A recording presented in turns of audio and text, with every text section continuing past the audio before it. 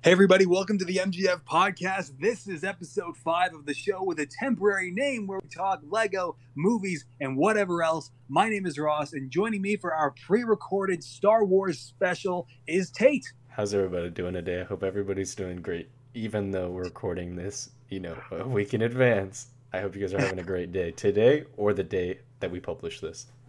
Yep. Tait, I'm getting on a plane tomorrow, and I'm leaving for Star Wars Celebration Chicago. It's happening. Oh, man. I'm exciting. Not ready. So much stuff to do. We're recording this last minute to have it go up when Celebration starts. But we figured since this is going to be pre-recorded and I'm going to Star Wars Celebration, we'd do a Star Wars special where we just have a completely, I don't know if I want to say unscripted, because it's not like we run on a script to begin with, but just no talking points. The talking point is Celebration and Star Wars. So that's what we're doing, man. Yeah, so for some context, everybody listening in. Yeah, sometimes Ross and I, we just talk about Star Wars for like 3-4 hours at a time and like with no structure. So we're essentially giving you guys that kind of raw, just, us talking about Star Wars kind of conversation today. So yeah, I mean, I'm excited for this. This is definitely new for us. Well, not new, Hell yeah. but new for the podcast. Yeah. So to begin, of course, we're going to talk Star Wars Celebration real quick. I'm going to run through some stuff that's happening. So to begin, obviously, Star Wars Celebration, you have the big panels where, Kathleen Kennedy and the directors for whatever Star Wars property is coming out at the time come, with brand new trailers, brand new posters, brand new everything. They bring the cast with them, big panels, thousands of people at each one. And I was at Star Wars Celebration Orlando 2 years ago. And previously, what was required of you to make it into one of these major panels, as is the case at like San Diego Comic-Con, for instance, to get into Hall H, you have to get there the day before, like the afternoon before, and then sleep there in the building overnight to guarantee your admission into the panel. That is the hardcore extreme lengths that a fan has to go to get in.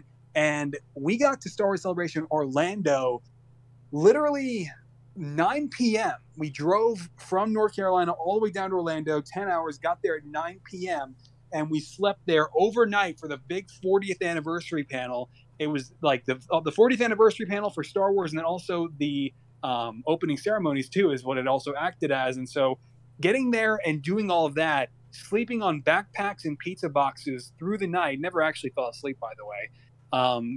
We barely got in. We were still in the back, like toward the back. And so that it's insane what was previously required. And so that panel wound up being amazing with George Lucas coming out as a surprise appearance. Huge bucket list moment for me and everyone in the room. We were standing on our chairs by the time Harrison Ford came out. I mean, and not only that, but they broke it up. So like, they were talking about the whole saga, right? So they brought out Hayden Christensen, Ian McDiarmid to talk about the prequels, and then for episode 4 through 6, they brought out Mark Hamill. They brought out Peter Mayhew, Billy D. Williams, Warwick Davis was already hosting the whole panel, Anthony Daniels, and then eventually Harrison Ford came out. Just totally unheard of for events. He does not go to events outside of press tours. And so it's like, dude, like I said, we were standing on our chairs screaming. It was a huge, major thing. I mean, one of the greatest moments of our life.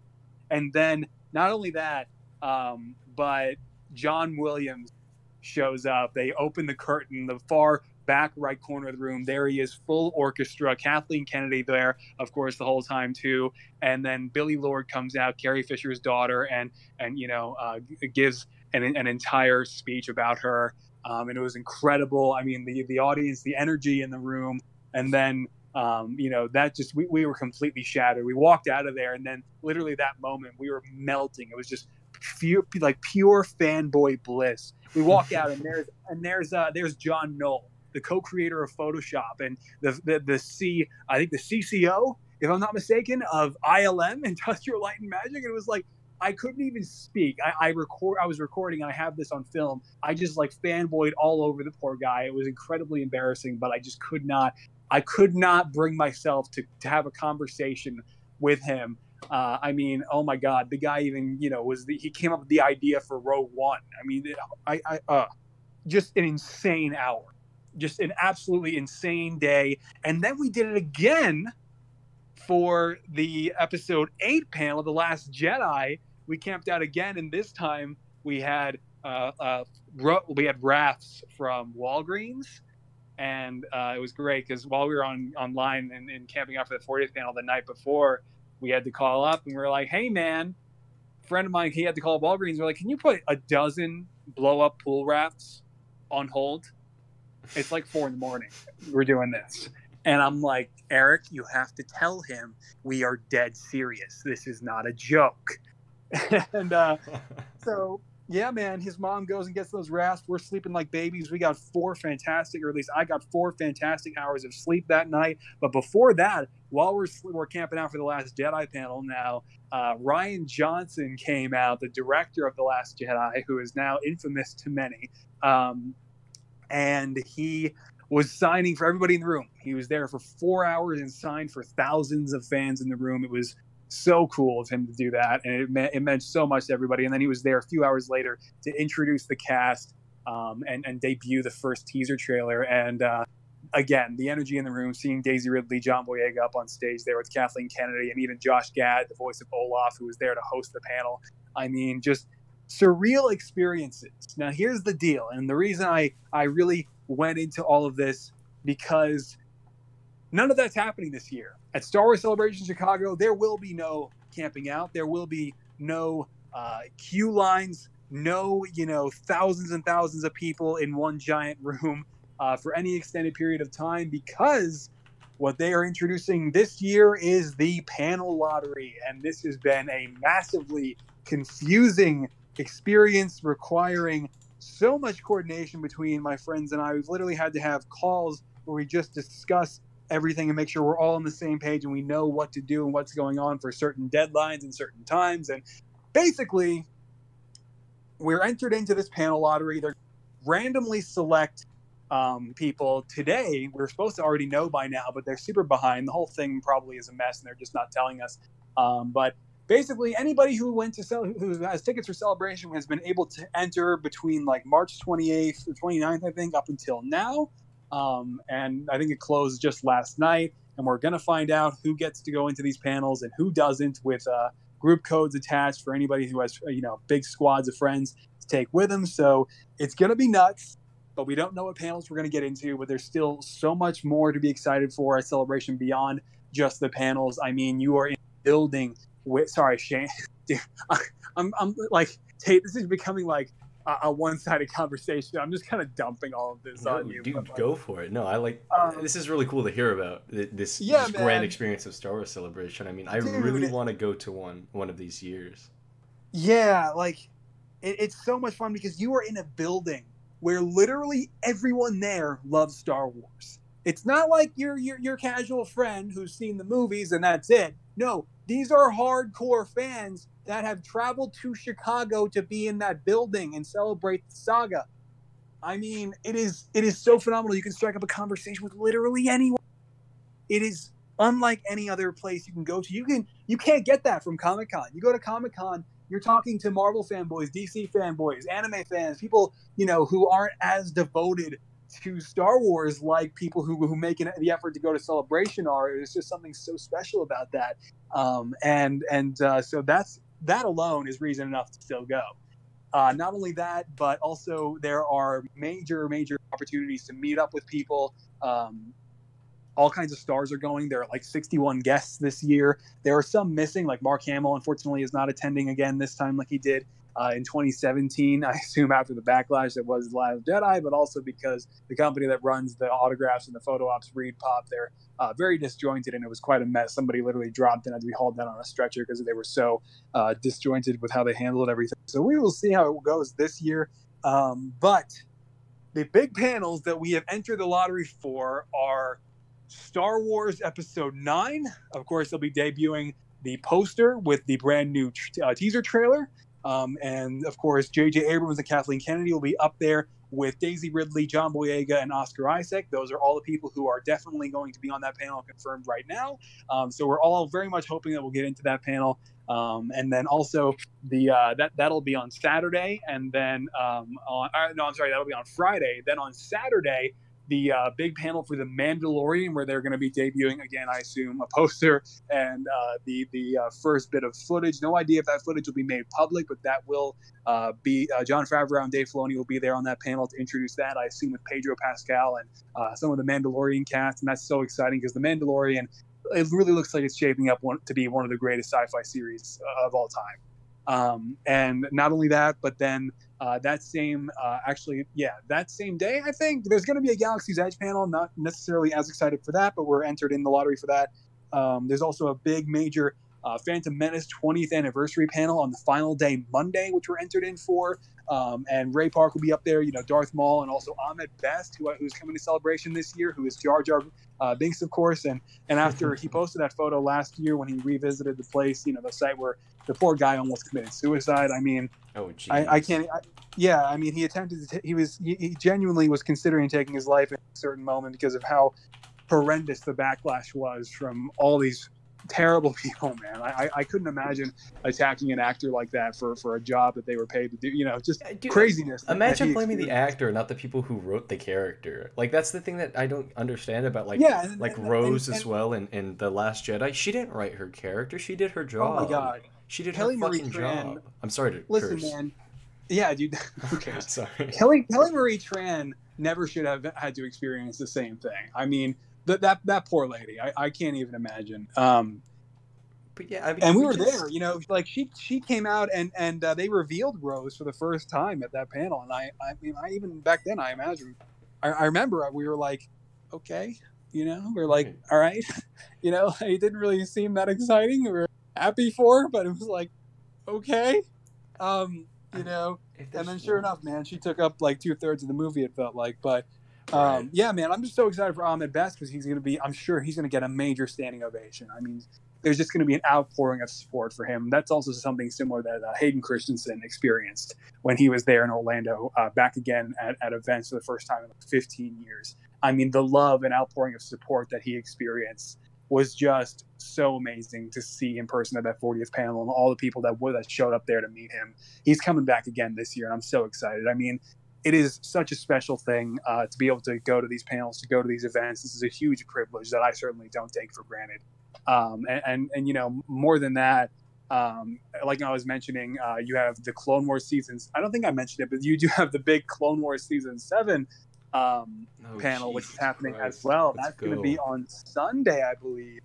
And there's no lottery for that, so we're still kind of up in the air on as to how we're going to be trying to get into that one. But that is obviously the biggest panel that we absolutely want to get into no matter what, even if we have to climb through the rafters and fall through the roof, whatever it takes. That is the panel. That is, man, if you ask me, that is the panel. If you see a flying Ross, coming from the ceiling in the live feed, you know that we probably would have had a little bit of trouble getting in. Pull a Mission Impossible. See how it goes, man. But the Clone Wars coming back for season 7 on Disney Plus is a dream come true, and they're going to be debuting definitely new footage there. I assume a new poster, along with they may even air the first episode or two, because that's what they've been doing with Star Wars Rebels with its entire run. At events, they show the first episode or two of the new season, and if they carry that same trend over with the Clone Wars season 7, will be whoever's in that room will get to see the first episode or two, the first new Clone Wars episodes in well over like 6 years, and that is a privilege that I don't think anyone would take for granted. That is just absolutely an amazing thought, and I'm just praying to God that we get in there. If there's only one panel that we get to attend at Star Wars Celebration Chicago, I would hope for it to be that one. So Russ, real quick, I don't mean to cut you off here, but no, dude, I just keep talking because there's just so much to cover before you go. It's like there's just so much happening. It's insane. But yeah, dude, go. So as the also, real quick, excuse the dogs barking. I think someone just got home, and I don't really have anything to block out the sound, so I'll just try to ignore it. Anyway, diehard Clone Wars fans, well, not even diehard Clone Wars fans, but Clone Wars fans will know that bits and pieces of season 7 were already developed way back in the day. Yep. So I am not looking into any Clone Wars news besides the fact that it's happening, because of the fact that I do not want to be spoiled in the slightest. Same for The Mandalorian. But Ross, I know you have looked into it. Now, are they using those? Are they building this season off of the old animatics that were unveiled to the public 5 years ago, or however many years ago it was? So in the original San Diego Comic-Con reveal trailer, one of those shots, particularly the one of the hangar on that certain planet, you can see that Anakin and Rex, and one of the it was directly that's a shot taken directly, a sequence taken directly from the Bad Batch animatic, and so probably yes, but also no, because we definitely know they're going to do the Siege of Mandalore, the final story arc leading up to Revenge of the Sith. That's going to happen, and that has not been an animatic yet. So we definitely know those will not fall into that category, particular episodes. But as far as the rest go, possibly, but I really hope not, because listen, man, if this does wind up being it, and Disney doesn't plan on letting Dave go any further beyond this final season to get everybody, buying Disney Plus subscriptions, I don't want them to be screwing around with the Bad Batch or anything less important. If this is the final story, if this is the final season that we always wanted for the Siege of Mandalore, that's like the big one in my opinion. Like that is not only a necessity, but that's like a 4 or 5 episode necessity. You got to focus on the transition from the Clone Wars series to the films. You got to show the Jedi finally taking the white armor off. Yes. Trying to show that they're no longer warmongers. You got to, show everything coming to a head before they finally get to the Battle of Coruscant. You have to, it all has to be in there. If this is truly going to be the bookend for the series, I do not want to waste any time with the Bad Batch or whatever's going on with ARC Trooper Echo. At that point, those characters and those stories no longer become a priority to me. Yeah, I agree. And I don't know. I mean, but at the same time, this is still a huge gift that this is even happening, period. I mean, I would be happy just getting, a couple episodes with the Siege of Mandalore just as some kind of bookend to the show. Yeah. I'm just so thankful that this is happening, period, to where if we do get, those animatics as, a full on story arc, I'm not going to complain. I understand, they already had the episodes written and the animatics done. Financially, it makes sense. Would I be slightly disappointed? Sure. Would I complain? Absolutely not. Yeah, so it's sounding to me, because of the fact that they're focusing so hard on the transition between, of course, Clone Wars and Revenge of the Sith. It seems like this is going to be a standalone season, kind of like Samurai Jack was back in 2017 when that came out. Mm-hmm. So it's such a bittersweet idea, right? But with Samurai Jack specifically, they tied it up perfectly, if you ask me. It was like a 10-episode run. They tied it up perfectly. So I think they're going to do something like that here. Also, do you think it's going to be an anthology? Because I don't think it is. I think it's going to be a series. I think it's just going to be just a series. Well, in a way, the Clone Wars always was an anthology, even though the episodes were broken up by 4-episode arcs. Well, it was 100% an anthology. I mean, and stuff was out of order. You were tackling different characters. But if this truly is the last season, then I don't think we'll see an anthology here. I think we'll just see a series. I mean, but again, if they had to cut a few corners to get this made, and they do have to use some older animatics, then it will probably fall under the category of it being more of an anthology like it always was. I personally don't think they're going to break that particular theme myself, but yeah, man, I'm just happy that we're getting the Siege of Mandalore, because that's the arc. I don't want to give it away any spoilers now, because back many years ago when we didn't have the Clone Wars coming back, there were Dave Filoni was saying a lot more than I'm sure he otherwise would have had he known he was going to get the chance again. And so a lot of those things that he's already said and revealed have kind of, become spoilers again. And so, you can seek out and figure out exactly, kind of how the Siege of Mandalore goes down right now if you wanted to. You could get all the spoilers you want. I mean, there's even a section of the Siege of Mandalore in the Ahsoka novel in the very beginning of it, you know. Right. So that was before people at Lucasfilm knew they were going to have this opportunity with Disney Plus, and so yeah, man, I'm just so happy that it's happening. Period. I mean, I would love to be in the room to support Dave and the whole cast because I believe the whole cast will be there in the room, or at least most of them. That's incredible, dude. I mean, Yeah, man. when are you going to see the entire, Clone Wars cast in one room? Besides, of course, in the recording studio. I mean, Yeah, that is an experience and within its own right. this is actually a really good segue because of course, like I was kind of alluding to a little bit ago, you also have the opportunity to meet all kinds of stars who do come to the show. The current guest list has like 61 people. And so in Orlando, we got to meet like Hayden Christensen again, who came for the first time in 15 years, Mark Hamill. We got to meet Ian McDermott, Tamura Morrison, which was insane. Got to see Billy D. Williams again. I mean, just an incredible experience, and those opportunities are amazing because this time you have a lot of those same people coming again. Unfortunately, Tamir Morrison couldn't make it. He had to cancel, and Mark Hamill is not attending, and I think potentially even didn't respond to the request, from what I understand.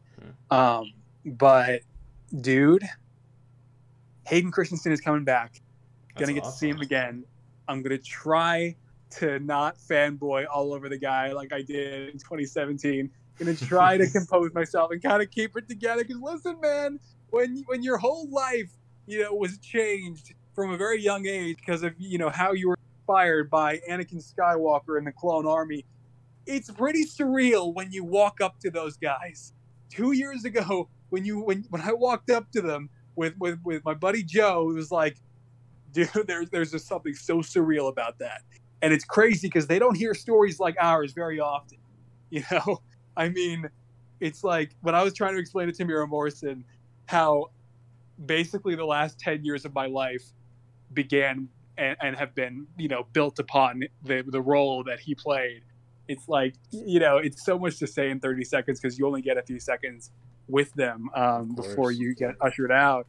And it's like, oh my God, this year they're doing a big, on top of Hayden Christensen going again, they're doing a big, major Clone Wars cast photo op, unprecedented, never done before. 7 cast members: Matt Lanter, the voice of Anakin; Obi-Wan Kenobi, James Arnold Taylor; Ashley Eckstein, the voice of Ahsoka Tano. I've had the privilege to meet all 3 of them, along with D. Bradley Baker, the voice of the clones throughout the Clone Wars series. And like I said, I've had the privilege to meet all 4 of them at least once, and they are all fantastic people, and I cannot wait to see them all again. But also, in this photo op, they have Catherine Tabor, the voice of Padme Amidala, and a ton of other characters. I mean, these are voice actors. They voice so many characters across all of pop culture and media. And then also in the photo op, we're going to have Tom Kane, again, another famous voice actor. He's the voice of Yoda and the narrator for the Clone Wars.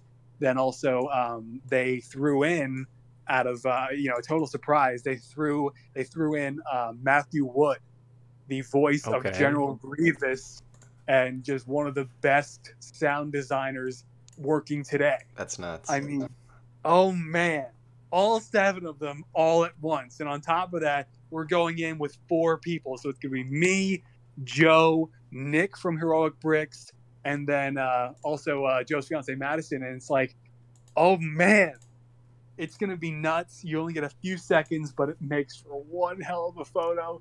And dude, because I'm seeing all of them in that moment and we are getting the photo, because that's always what matters the most when you're doing the autograph hall stuff. You want to do the photos. The photos are what you get to keep forever. The signature is just a little bit of writing. It's not, that's not something that really holds the same value for me. And I think for all my friends can agree too, the photos are definitely always the best, even though they're quick, even though, it's very brief. It lasts longer than the signature.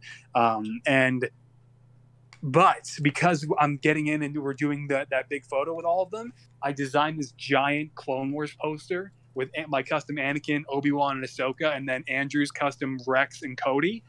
And I designed this whole Clone Wars poster to have them sign because I'm getting the opportunity to see them and get that photo with them. I figured, hey, man, they're all doing autographs too. I might as well get them to sign a nice big piece, like a nice big poster to hang on my wall finally, you know? And I did this for a couple reasons, because there's no decent Clone Wars box set for them to sign. You have like the DVD box set from a few years ago, which has a cool graphic on the front, but it's, you know, DVDs.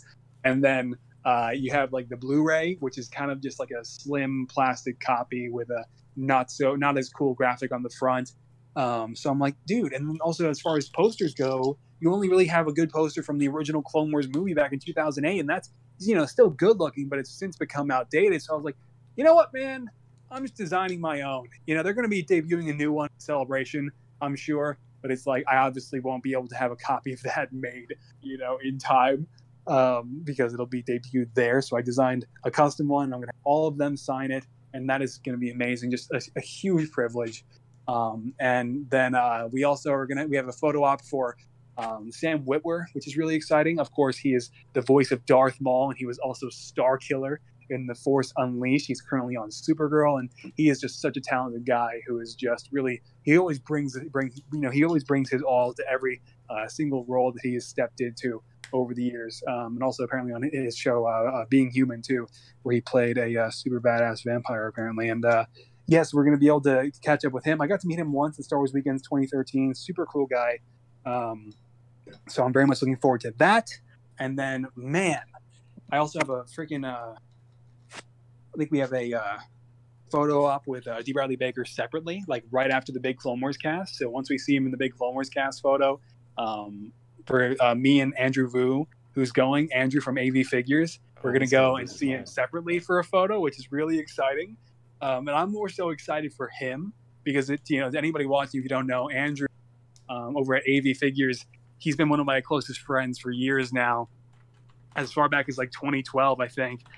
And he has gone all in on his small business centered around custom clone making. He is the one customizer who never let go of custom clones, regardless of the show having been canceled in 2013. He stuck with it and now has turned it into a full-blown small business that he is pursuing with everything in his power. And it's like, and so all of the high-quality water slide decaled clones and now printed clones that he's now finally got a printer that he's working with. I mean, it's so exciting because his whole life is so predicated around custom clones and clones in general now, so much more than my own. And it's like, I just cannot wait to walk in there after the Clone Wars op and just plant him right in front of D. Baker and just like, I'm just so excited for him more than anything in that moment. And yeah, dude, there's just so much happening with these panels and these photo ops and these autograph sessions. And it really does, part of me feels bad bringing up all of this because it's like, obviously, I know you can't go. Most of the people watching this can't go. And that really sucks because it's a ton of fun. But hey, man, it's what's happening in the next few days. I mean, it sounds incredible. You know what I mean? It great. Sounds great. Oh, yeah, there's also a big Jedi Fallen Order panel. I forgot to mention that. Yeah, so I've heard about that. It's a Respawn game, of course, creators of Titanfall. They're a great development team, and Apex Legends as well. They're kind of killing it right now. But how do they have time for Fallen Order? And I mean, is EA gonna ruin it? I mean, I have opinions based, around EA that are very negative. But yeah, what is the information we have based around that game? Well, dogs are barking again, so I apologize for that. But listen, man, I'm not personally too familiar with the developers on this one. I haven't been keeping up. I really don't care right now. Yeah. I'm until we see whatever it is they're working on, then I'll get interested this weekend. But even then, I'm going to keep my expectations very low. Because even if they show us a really incredible, flashy-looking game that just looks phenomenal, again, with EA getting their hooks in it and their inability to learn from past mistakes, I'm not expecting this to go very far.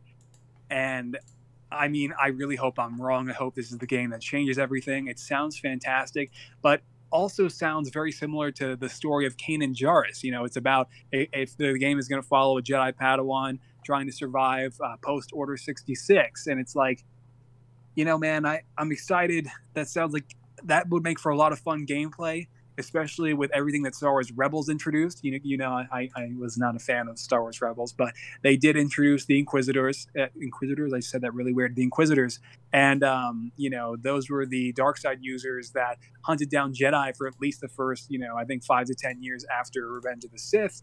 And so for them, actually, it was more than that. They were around for as far as the Inquisitors were around like right at the fall of the Republic, man. Dude. They were right there. I mean, they were also. I mean, to a certain extent as well. I mean, creatures like Savage Opress, who are not directly Sith or Sith oriented. There were plenty of dark I guess Force users that were mercenaries at the time of the Clone Wars even. So.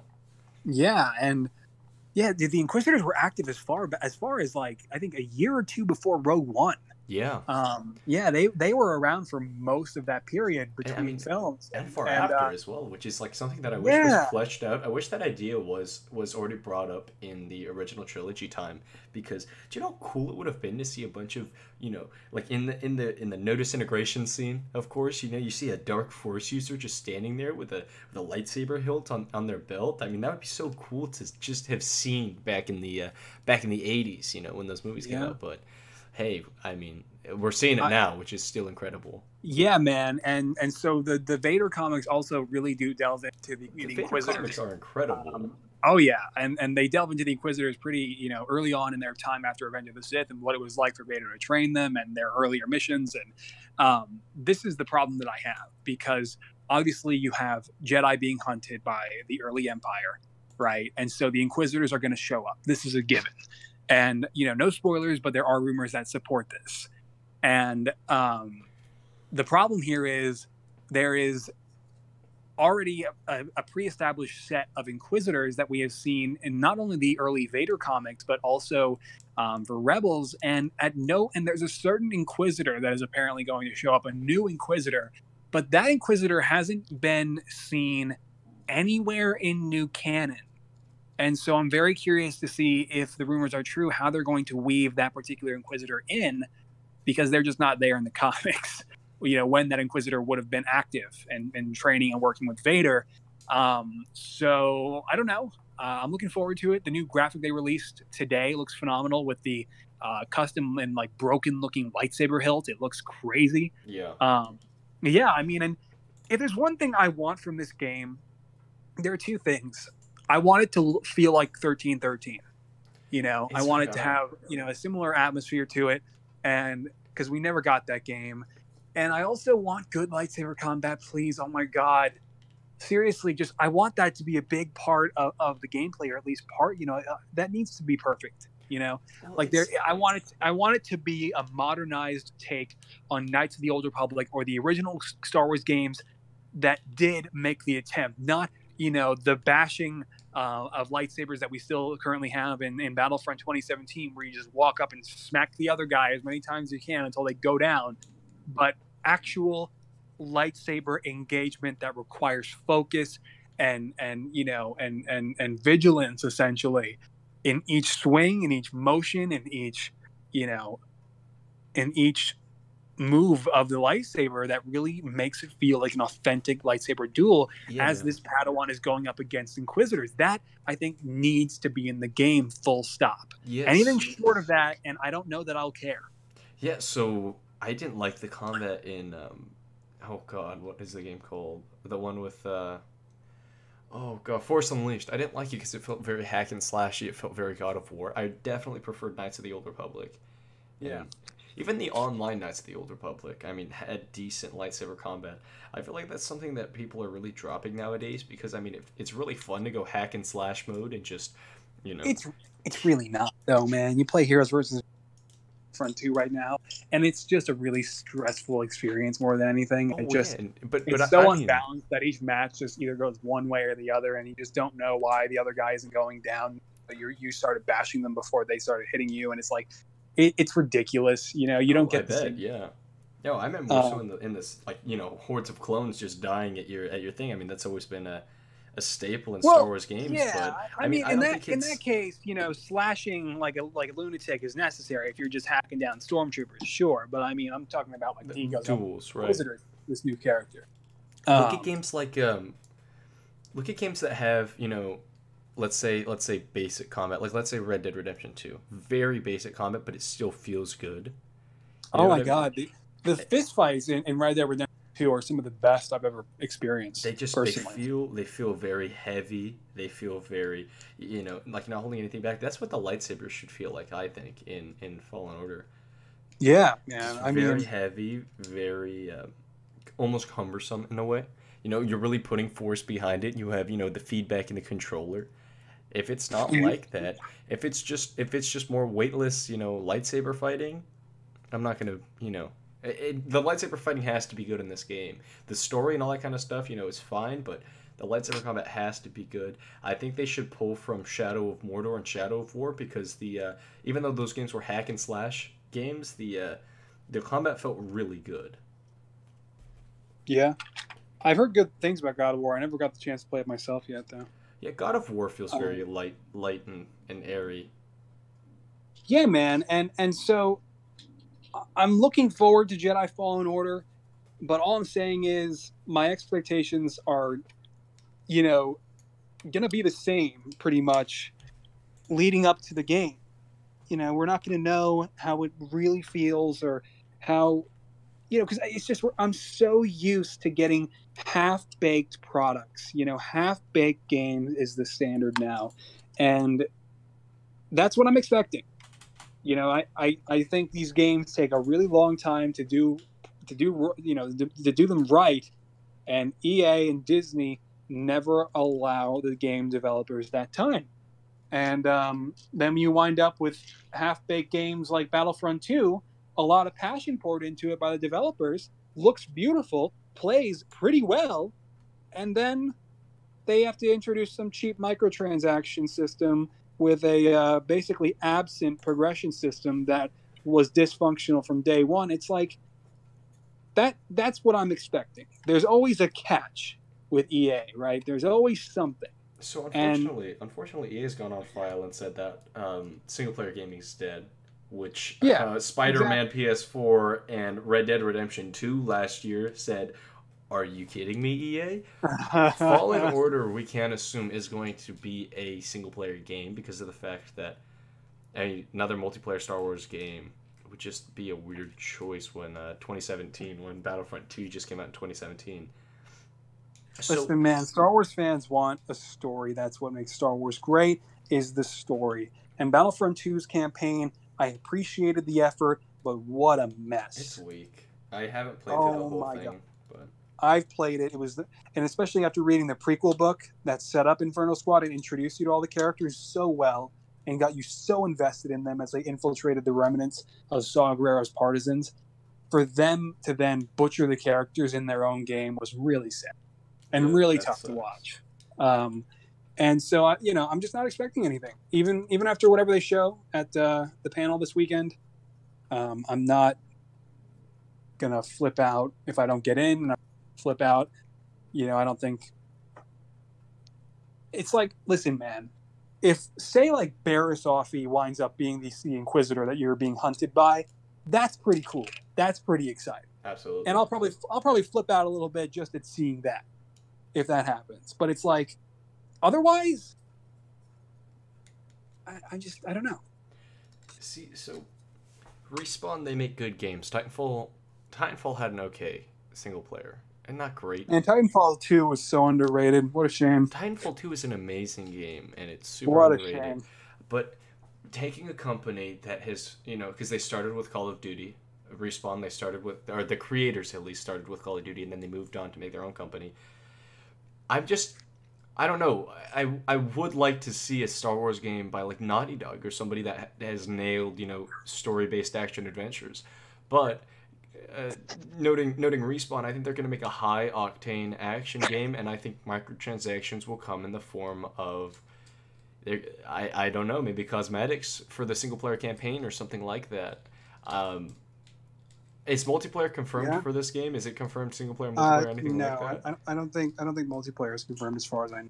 Well, let's just assume it is confirmed to be a single-player game, correct? I don't know about that, but I think, there is certainly a single-player element. All right, so let's just assume that it's a single-player story-based game like Red Dead, Spider-Man, Last of Us, insert game here. They're probably going to have an online mode, probably going to be, some sort of...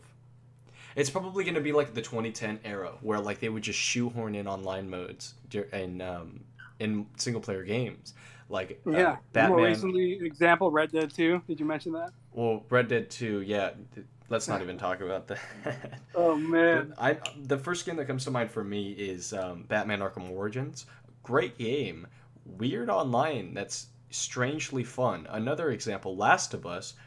Amazing single player and really good online somehow. Hopefully they kind of harness that ideology of making a primarily good single player game first and then making a multiplayer based upon the mechanics of the single player, but not the main focus of the game. Because, dude, I mean, I love the fact whenever I boot up an old game, like a game from 2008 to 2013, of having the option to play a great single player and then play a multiplayer that has similar mechanics. I really hope that it's something like that.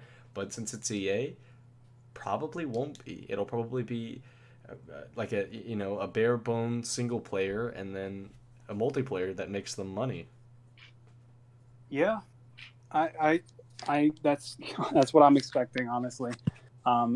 And listen, man, if the single player is good, I couldn't care less about multiplayer. That's been my approach for a lot of games, even like recent Call of Duty games and Infinite Warfare. I literally just played the campaign and never even touched the multiplayer. For sure. And that was great, by the way. Very underrated campaign. And yeah, man, but we're entered in for the lottery on that one as well, I believe. I think, is that even a lottery panel? Maybe not. I don't think so, actually. Maybe not. Yeah, I don't think it is. But yeah, so it's going to be nuts. It's going to be intense. Star Wars Celebration is kicking off at 10 a.m. on Thursday, I believe. I know it's kicking off on Thursday, but I mean, I think it's at 10 a.m. Day after tomorrow. So, holy crap. So can we transition into talking about episode 9, because that is such a big topic right now. Of course, we're going to get the name drop. I assume we're going to get the name drop at Celebration. Oh, 100%. 100%. 100%, dude. Probably get a new trailer, the first trailer. Oh, yeah. Yeah. So 100%. we know that the sequel trilogy has had a hard time. We know that J.J. Abrams, the director of Force Awakens and plenty of other sci-fi and horror stuff, is now taking over episode 9. That's such a strange choice, and I think that the movie's going to play it very, very safe. That is my biggest worry. The Last Jedi played it very safe, besides the whole killing off and Luke. I almost said killing off Anakin. That happened a long time ago. Killing off Luke thing. It's just, I don't know. I mean, nothing happened in episode 8. Episode 8's literally useless in terms of character growth and such, besides the resistance being destroyed.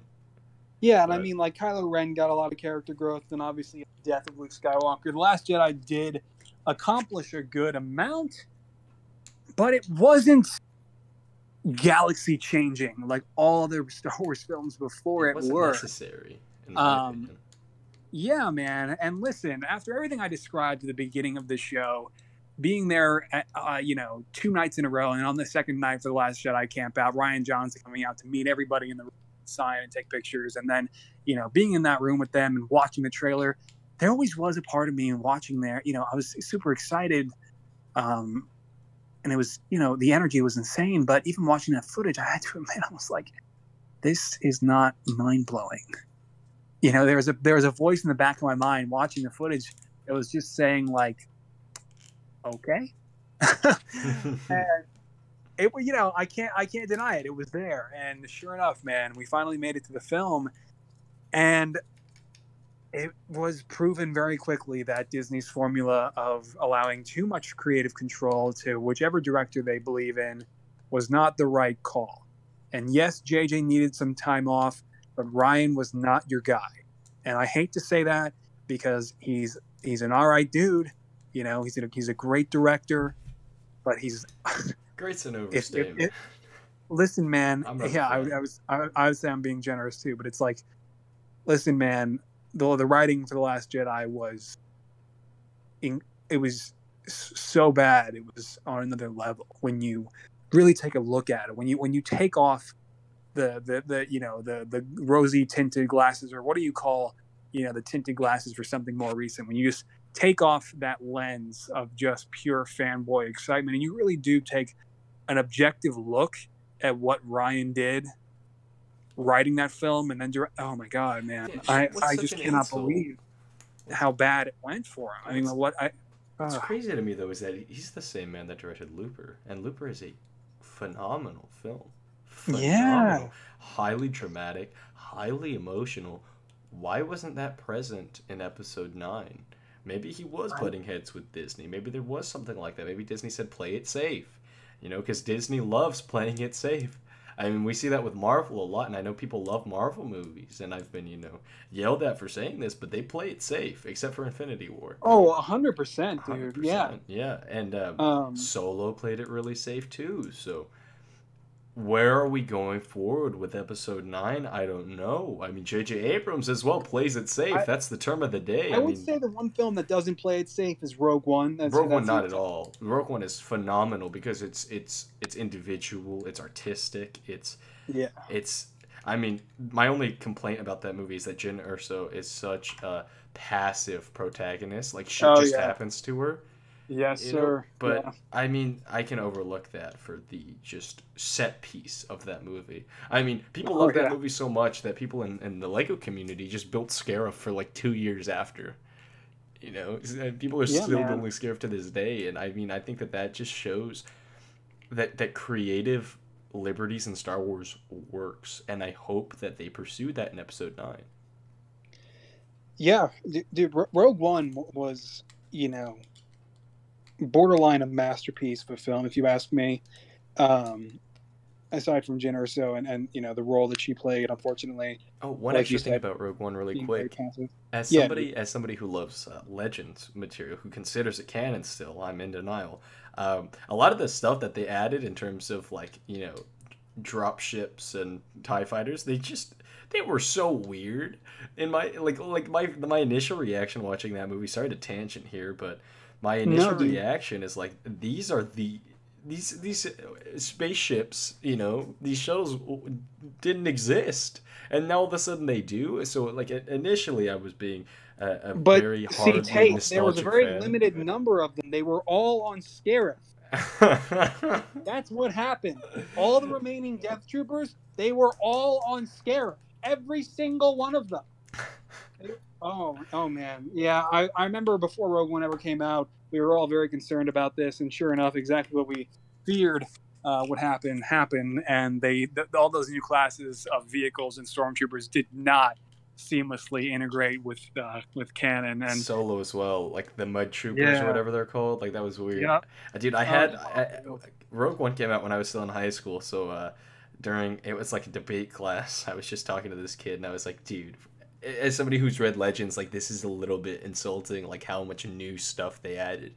Because it wasn't insulting. Insulting's the wrong word. Personally, I think it's better than Legends. Oh, dude, the stuff included in Rogue One is awesome. It's freaking awesome. Rogue One is a great movie, but as somebody who was so I was set in my ways when it came to the canonical version of Star Wars. and defying Disney's canon purge. Right, yeah. Dude, there were so many cool Legends vehicles they could have placed in instead of the U-wing and all of that kind of stuff. Yeah. Yeah, man. But hey, Rogue One, phenomenal movie. It's very well done. Cinematography's great. CGI is great. The characters all look good. Everybody has a role except for Jyn Erso. She kind of just gets chugged along, but that's something. She doesn't make the majority of the movie happen. The majority of the movie happens to her. She only really moves the story forward when they go to Scarif. Right. That's the only moment. That works for some films. Think about The Dark Knight, right? Things are just happening to Batman, but you also have this internal conflict within himself, which is which allows me to kind of see that movie as more. But at the same time, the antagonist is directly doing these things to the protagonists, whereas in Rogue One, the antagonist is doing it to the world, and the protagonist for some reason has a call to action, despite being despite being a bit unearned. But anyway, I mean, who cares? It's Star Wars, and they did a great job making a Star Wars movie. Yeah. I still hold Rogue One on a huge pedestal, dude. Yeah. Oh, absolutely. I mean, and dude, I also I got to meet Felicity Jones and Alan Tudyk very briefly. Photo ops together. That was amazing. She's great in person, and Alan Tudyk just like one of the nicest, the nicest couple of people on the planet, man. But yeah, I mean, unfortunately, she's not coming back this year, but Alan Tudyk is, and we met him in 2017, so we're gonna pass up the opportunity this time. But man, as far as episode 9 goes, listen, I am excited. I will be honored and thrilled if we can get into that panel. But at the same time, I am not going to scream and shout. I'm not going to jump up and down for anything. I don't see myself freaking out this time because I don't want to be baited again.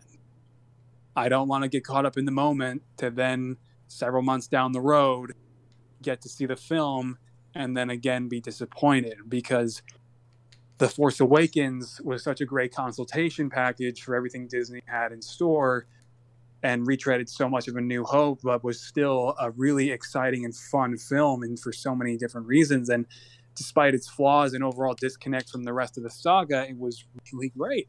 Yeah. Let's talk about Force Awakens for a second, because I know you and I we like the film. We don't think it's horrible. I mean, is it a rehash of New Hope? Yeah. But that's fine. It's not, word for word, line for line. It rhymes, and that's the whole excuse that they used when the movie came out, the whole rhyming thing. Yeah, I think rhyme was a bit of an understatement. Right, yeah. Rhyme was definitely... It's like those like tickets that you get at like restaurants, or like tickets that parking tickets, where the officer or the person taking your order writes on the white note on the top, and then they rip it off, and then on the bottom it's copied on the yellow paper. You know what I'm talking about? That's what it felt like to me. Yeah, like it's objectively different, but not that much. And but I think Force Awakens for me was a movie that played it safe but was still enjoyable, and I have a feeling that's what Episode 9 is going to be as well. And see, what a shame that is. If they do wind up playing it safe again, what is it really going to amount to? They played it safe for The Force Awakens, and by the time we got to the end of the movie, we barely knew about the new characters. And then that was fine, right? Rey was pulling off these crazy feats with the Force. She was an unknown. We don't know anything about her yet. Finn just broke off from the First Order, and he's still trying to catch his breath. Okay, we'll get to The Last Jedi. They'll develop Rey a lot more. We'll get to know her. We'll get to know Finn. And then, man, cut to The Last Jedi after all of this hype at Celebration Orlando. December 2017 rolls around, and I know I certainly went into denial, because it's like you get to the end of the film and there's literally not a sliver of character development for the lead role for Rey, and it's like how does that even happen? How does that happen with a film or anything? How do you write an entire film, direct it with millions and millions of dollars and thousands of people working with you, and at no point neither you or anyone stops to realize we haven't developed our lead character at all. So we've just added more questions, and we are now coming to the end of the middle of the trilogy here, and she is the same character that we saw at the end of the last film. That is, as far as film and writing goes, that's a crime. Right. Now in terms of film and film writing, the most important person to flesh out is, of course, the antagonist. Right? And the actions of the antagonist should develop the protagonist. Went way too far with Kylo Ren. Well, I wouldn't say they need to mirror each other. That's the thing. They didn't go too far with Kylo Ren. They didn't go far enough with Rey. Is the thing. Like, they should mirror each other. They should have a similar amount of development. When you look at Star Wars, the original trilogy, in Episode 5, right? In Episode 5, you see this disconnect where Luke loses everything, a piece of mind, his arm, and everything, and then Darth Vader is in a way triumphant. And then you see in episode 6 it pay off by Darth Vader realizing the error of his ways and seeing you have that disconnect. Darth Vader loses everything, or Luke in episode 5 loses everything. Vader's victorious. And then in episode 6, Vader loses everything evil, and Luke becomes victorious by turning his father back to the light. Right? You have this duology when it comes, or not duology, that's a made-up word, duality when it comes to the two most important characters, the protagonist and the antagonist. They mirror each other. There's a duality there, and it continues to the end, you know, and then that's how it should be. In The Last Jedi, where Kylo Ren becomes more and more powerful, Rey should become less and less powerful. You have that mirror there. You have one growing, the other one growing as well alongside them. And then in episode 9, I mean, there'll be a lot more worth when Rey and Kylo fight each other again. But yeah, because the characters are fleshed out, because more has been added to both stories on an equal level. right, And that is not the case for The Last Jedi. No, And to just not kind of even. preface the whole conversation, man, when you really do take a good look back at the film, unfortunately, it is very clear. And these are undeniable to me, the following statements. It's like, Rose Tico, okay character. No problem with the character existing. Occupied way too much screen time. I mean, dear Lord, way too much screen time. A shocking amount of screen time in hindsight. Jesus Christ. We need characters like Luke and Leia to be fleshed out further, and we got a lot of, this side character that's supposed to have... See, the point of Rose was to develop Finn, but that's not what happened. Oh my God, Finn just got sidelined. Finn was sidelined, and to really round out his arc, he should have just sacrificed himself, I think. Would have been a perfect arc for Finn. I was really into that. I was like, oh, I guess this is just going to be for Finn. This is a really powerful ending, though. I was like, absolutely. I mean, you see in episode 7, of course, he's a defector, and then in episode 8, he proves his worth by doing all that bullshit that was unnecessary, and that's just an error of writing. We get to the end of The Last Jedi, he's robbed of his moment, and we're just still left confused as to whether or not he was a janitor or an expert marksman and hand-to-hand melee combatant. Like, what that was comic book ruined everything, in my opinion. That comic book was a mistake. The one where it talks about him being Riot Patrol. Right. Yeah. That was just strange. Let's make our character badass and not just make him, a janitor that's, loving. Let's just make him badass so we sell more action figures. But at the same time, he was already demonstrated, his capability in The Force Awakens. Oh, for sure, yeah. I mean, I think he should have been capable through willpower, like we see with a lot of characters in Star Wars. I suppose. But it's like... The backstory was weird to me. And then, the entire Canto Bight sequence, of course, the obvious one. I mean, just what an unnecessary detour that just amounted to nothing. Ryan was trying to develop some sort of lesson on failure that did nothing but just detour the movie for half of its runtime. I mean, and to top it off, that whole sequence, what a crime against Benicio del Toro. What a waste of his potential. I mean, that stuttering DJ mess of a character he was forced to play, what a shame. What a shame. I mean, when I heard when he was cast, I was like, man, he's probably going to be a First Order character. He's probably going to be like the Grand Admiral Thrawn of the sequel trilogy. He's going to be ruthless. And what happened? What?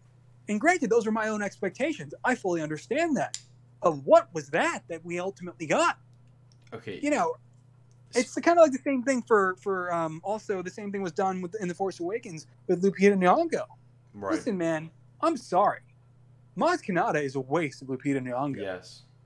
End of story. Full stop. Absolutely. And especially in The Last Jedi. I mean, what was that? I mean, just awful. And then moreover than that, you have this prolonged chase sequence, and I don't even personally mind the fuel angle. I mean, there certainly exists fuel in Star Wars, and it certainly has been an issue before for characters. But in the Phantom Menace, it was quite a problem. That's why they had to land on Tatooine.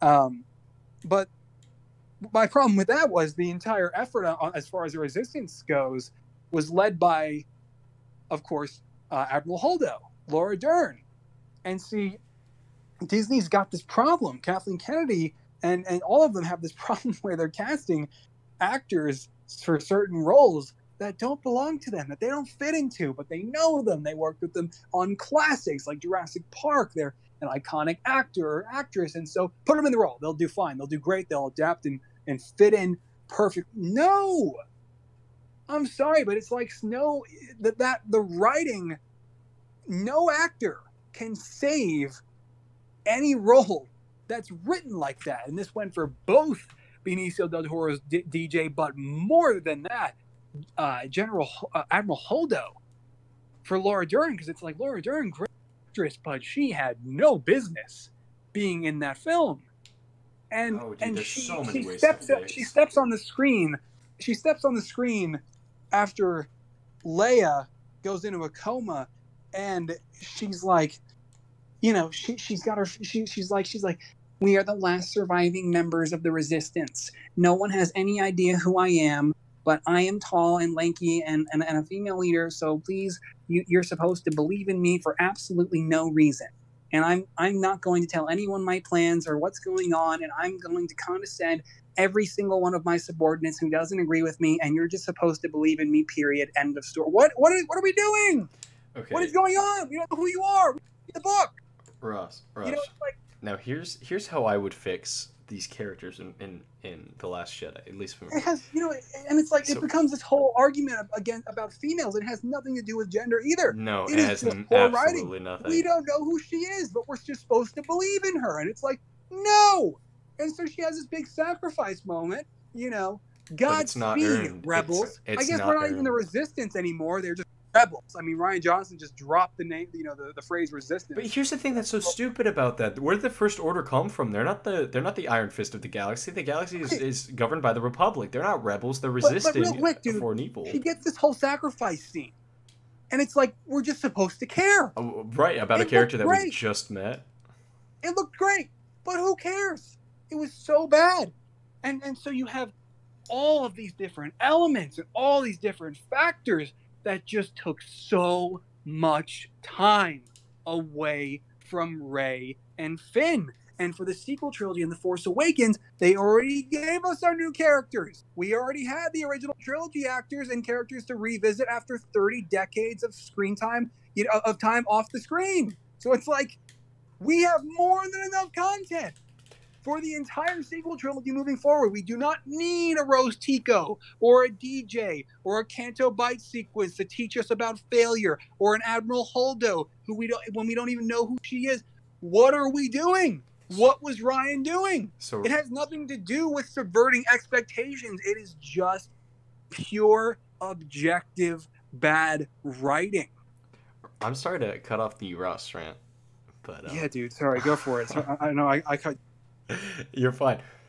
Now, there are characters in this movie that could have been done very differently. Now, if I were to write The Last Jedi, I would write Benicio del Toro's character as a replacement for Hux, because Hux is a little bit of a joke, and they play him off as such, and, you know, rightfully so. Make him that Admiral Thrawn character. Make him that iron-fisted, you know. It's too late for that, yeah. No, I know. I'm just saying, like, you know, we're just, you know, The Last Jedi never came out. We're in the writer's room right now.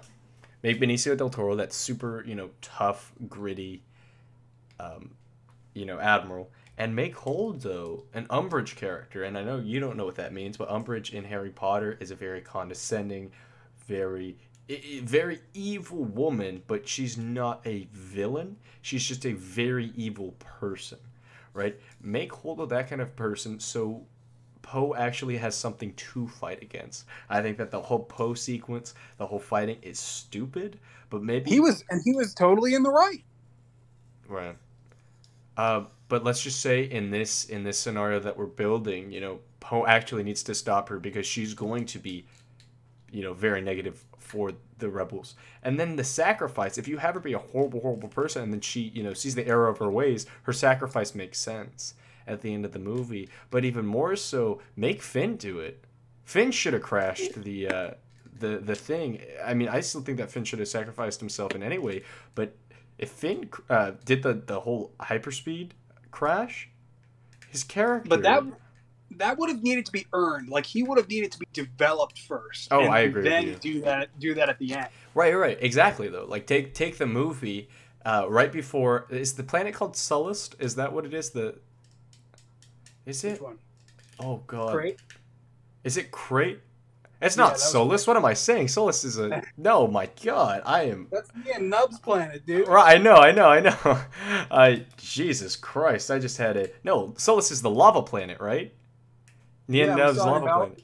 We got the most clear look at it in Battlefront 2015, but otherwise... Right, no. I don't know why I said that. No, Crate, the red salt planet.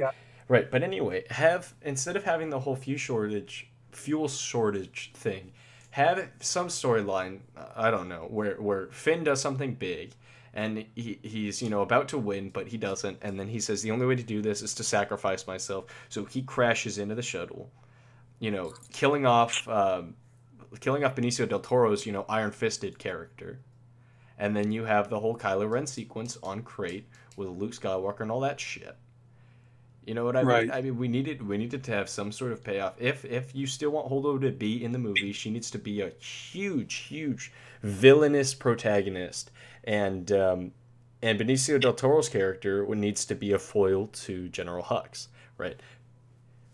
We needed something like that. Yeah, it would have been great if then Benicio del Toro had been set up to then step in for Snoke, and take on a role conflicting, a leader and an admiral powerful enough to, gather the Empire behind, the First Order behind him and potentially stir up a civil war after he murders Snoke. What if and the First Order to fracture, because then it would be more believable for the Resistance to overtake them if they wound up in a civil war amongst themselves. Right, Ross. What if? Because the argument between Hux and Kylo in that movie.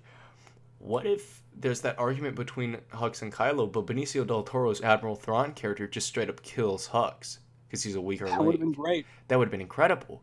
And then you would have seen this ruthless, horrible, worse than Snoke antagonist to finish off the franchise with. Yeah. But, obviously that's not happening. And listen, man, it might sound crazy after, my whole rant here, but personally, I didn't mind how Luke was handled. I did. I really didn't. I did. I personally didn't. And I'll tell you why, man.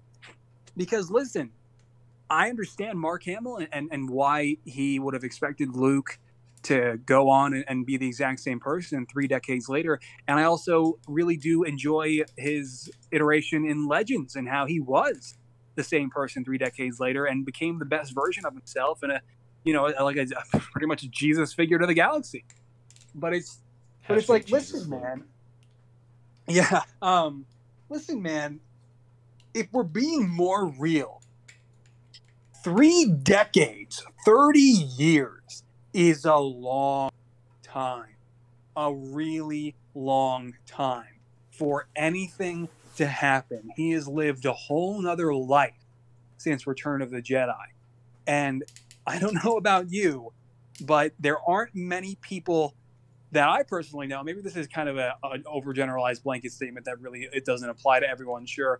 But there are so many, it's not always the case, is maybe a better way to phrase it here, is it's not always the case that a person winds up the exact same person literally a lifetime later, 30 years later. That people change. People are different than they were, at different ages, and especially when you're transcending 3 decades. And so for him to experience a tragedy and go through an existential crisis and just completely lose his own sense of value to the people he loves and the galaxy at large is not an unreasonable thing for a person to experience, because Luke Skywalker is a person. And yes, he believed in his father, who was basically the Hitler of the galaxy at the time. But also... That's the Genghis Khan of the galaxy. All right. Yeah, Vader is nuts. But also, again, people do change. And maybe in that moment, he had just had it. So He had just had it. my opinion You on know, Luke is that I don't think he was done the best way he could have been done, but I also don't think that a noble Luke 30 years later was the right choice. I don't think that was the right choice in Legends, even though I liked it. That wasn't I the mean, right how choice for this boring would movie. it be if he was the exact same person all that time later? Oh yeah. Well, what I think. I mean, Force projection is my favorite Force ability because it was introduced in Legends. Very fun ability, which is the whole him appearing on Crate. But anyway, I think it would have been more in line with his character for him to have atoned for his crime of creating Kylo Ren, and instead of being this reclusive, angry old man, he becomes this super emotionless figure. Like a perfect Jedi, right? Completely emotionless. And then Rey shows up and explains to him that being emotionless is wrong, that holding on to old values is wrong. Because maybe instead of him being completely reclusive and just, staying on the planet, if like his whole arc was about detaching from the lack of emotion that the Jedi enforce. Right, exactly. If his whole arc was saying, mistakes happen, and here let me guide myself through the universe and become integrated with the world and all that kind of stuff. If that's how his character was dealt with, I think the movie would have been exponentially better. I think that Luke should have had a situation like with the whole tree where he burns the Jedi's teaching because of the fact that Rey introduces this idea of not being black and white. And I think that Luke should have had a very black and white, like, I'm trying to prevent another catastrophe from happening by meditating here in on my planet, on Octo, by myself. I'm trying to, prevent a forced catastrophe. Yeah, dude, I think that could have worked too. Sure. Yeah, because I didn't like the whole angry, reclusive old man. I think he should have been like Gandalf, Gandalf the White, stoic and emotionless. But that's a negative thing that Rey could have introduced as a negative thing, as an issue. I think, I think personally what tipped Luke over the edge and why he became that way, at least in my own headcanon, was even though he fought alongside the rebellion for a few years, about 5 years, at no point did I ever really feel like he was incredibly attached to the rebellion. Luke was never he's never Anakin fighting alongside the 501st. When rebels around him got killed or went down, I always kind of got the impression from Luke that he just kind of shook it off and kept going. He never really felt overly attached. Right. But at the same, and so that would play into, his lack of empathy, your angle of what could have happened and how that could have developed for him over the rest of his life. But at the same time, perhaps the sins piled up. Is that what you're poking at here? Like maybe the ideas of all this war is finally, it not only piled up, but then when he finally does get to it, and he finally does begin to train his own generation of Jedi, and he has private, a personal experience with each one of them on that planet, on that world, in that building there. He comes to know them all as family, much closer than he would have the soldiers of the rebellion, or and so for me, that is what I think is the difference here, is that Luke understands and understood what Vader was doing to the galaxy, but at the same time, I feel like there was a disconnect for him. He didn't know the everybody in the rebellion. He didn't know everyone in the galaxy at large, and so, like you said, and like you could have potentially led into that lack of empathy could have really played out there, because then, having trained his own personal generation of Jedi and come to know them all more closely than he ever did anybody during those times, would have been a new experience for them, having all of them be slaughtered. And that's what sent him over the edge, is that he finally was connected and was attached to everybody in his close circle. And so I think that, that lines up. And that's why this whole idea of Luke being different 3 decades later didn't really bother me. What bothered me about Luke's story in The Last Jedi was its culmination. Personally, I didn't mind the Force projection idea either. It would have been great for him to actually physically be there, sure. But what bothered me was that the whole idea is this big sacrifice and to embarrass Kylo Ren in the First Order so the galaxy will know of it and learn of it. But it's like, here's the problem. The Resistance already made it out the back of the base with Rey. They were already on board the Falcon and leaving. They didn't see him do it. The only ones who did were the First Order. And you mean to tell me that Luke died and his whole sacrifice rests in the hands of First Order infantry and whoever were in those walkers? Sorry to cut you off really quick. Now, the whole point of force projection, at least in Legends, is that it's a safe way to be somewhere. It's safe. That's the whole point of it. It's not a strenuous act of the Force. It's not a strenuous act that kills you. And I know that the whole death is that his purpose was finally fulfilled. His purpose wasn't freaking fulfilled. No, no one saw it. No. I mean, it was stupid. It didn't make sense. Force projection is a safe force ability. That's why they use it. So I was fine with it and fine with Luke up until that point. And I was like, what? And, in hindsight, after seeing The Last Jedi, I tried to praise the film and I just went into complete denial, didn't really analyze the film too closely. I think I didn't really want to.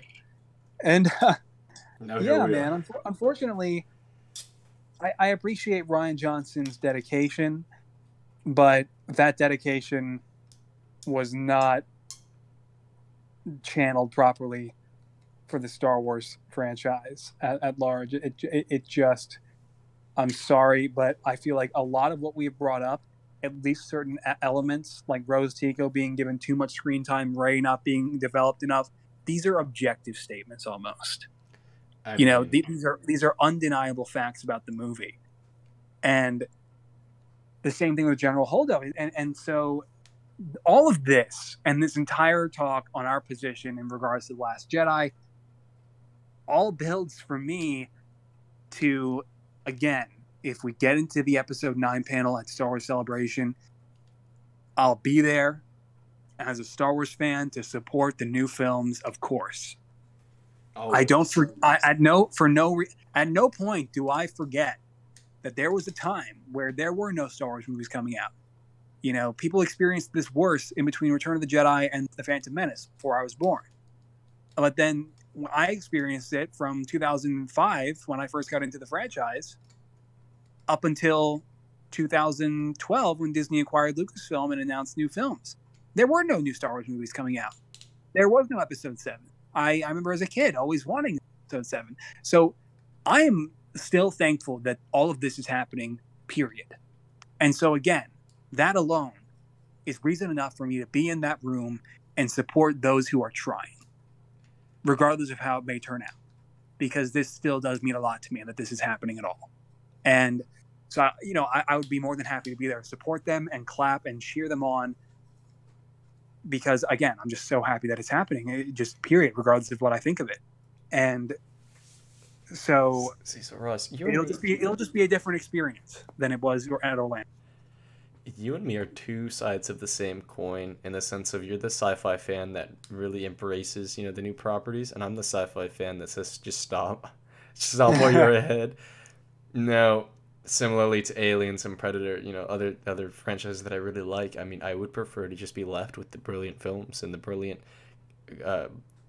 canons that they had created already. Well, see, that's the problem. It can be argued with the Alien franchise that they haven't added anything to it. Yeah. That's true. Like not really. Not really, no, because Prometheus is old information. Take that with a grain of salt, because I don't know anything about the Aliens franchise I haven't seen any of the films. But based on what I've heard, that's my understanding. Whereas with Disney Star Wars, you have things like Rogue One. You have, The Force Awakens and all the potential that unfortunately was never developed. And So with Aliens specifically, you have a film like Prometheus, and Prometheus takes the same spot as something like Rogue One, where it introduces a lot of ideas that are just kind of disconnected and disjointed. But a franchise that I want to bring up that did this brilliantly, well, kind of. It's hard to say they did it brilliantly, but the Lord of the Rings franchise. There aren't more Lord of the Rings movies. J.R.R. Tolkien, he's long gone. He created high fantasy, as far as I'm concerned. Sure. I mean, That is the first real occurrence of all of these things that we see in Dungeons and Dragons and World of Warcraft and all these, high fantasy games. No, it started with Lord of the Rings, really. Now, my preferred Lord of the Rings book, funnily enough, is The Hobbit, my favorite Lord of the Rings book by far. Huh. And the Hobbit movies, they shouldn't have made them. They should have made one standalone thing and called it a day. But the reason why I bring it up is because of the fact that Lord of the Rings, 3 brilliant movies. Freaking brilliant movies based upon brilliant books, based upon a canon that is expansive beyond belief. I mean, oh my god, there are things that aren't even a part of the books or the movies that are completely fleshed out. I mean, Middle Earth is a complete world, and it's insane. It's more insane than Star Wars Legends. Right, but Yeah. they're not making Lord of the Rings cartoons. They're not making Lord of the Rings this, that, and the other thing. I mean, they made the Hobbit movies, and that was a hiccup, but those aren't very faithful to the book, and they're not adding anything outside of the main canon, and the main canon is huge, and I really do appreciate that. And now a franchise that's not doing so well is Harry Potter right now. She had written the 8th book, Cursed Child, wasn't great.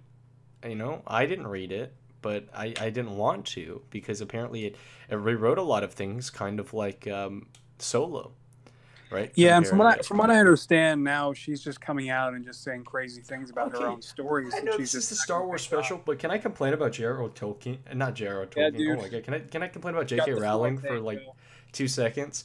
All right, this is the Tait rant, and I'm a lot calmer when it comes to ranting, but here we go.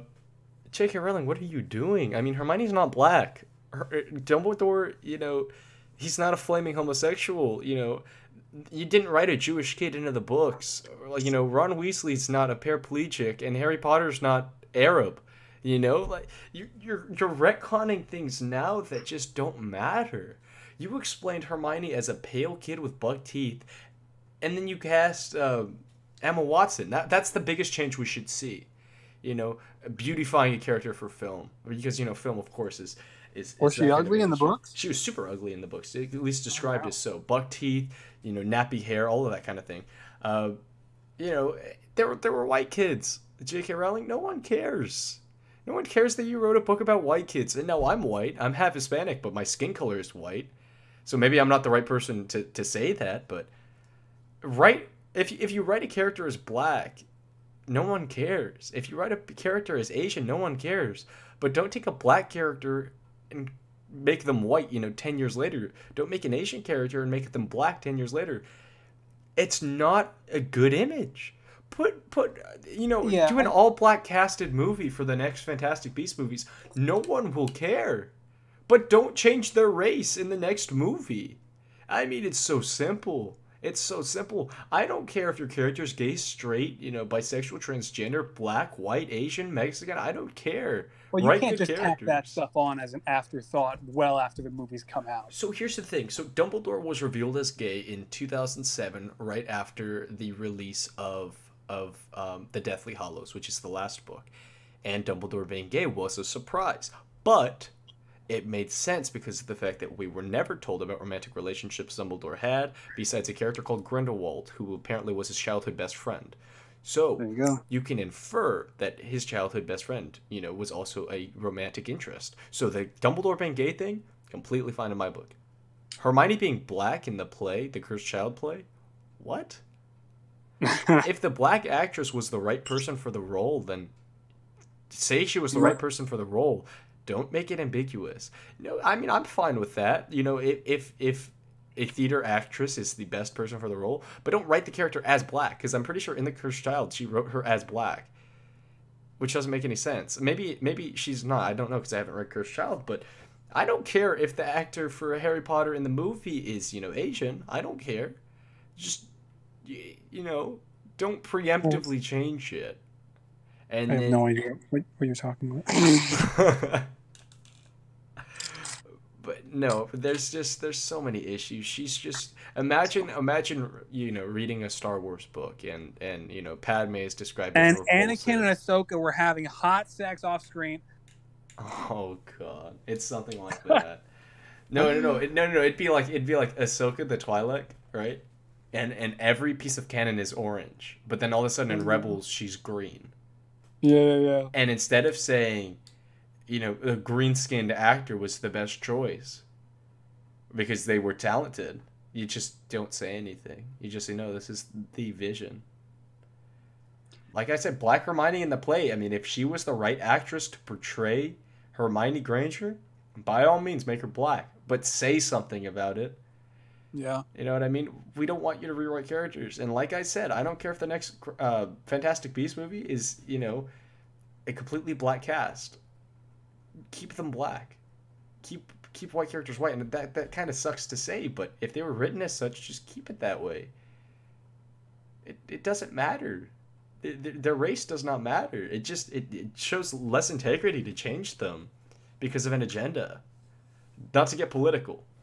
No, dude. I mean, it's a fair statement. That's the thing too. Is I also feel like The Last Jedi fell victim to that as well.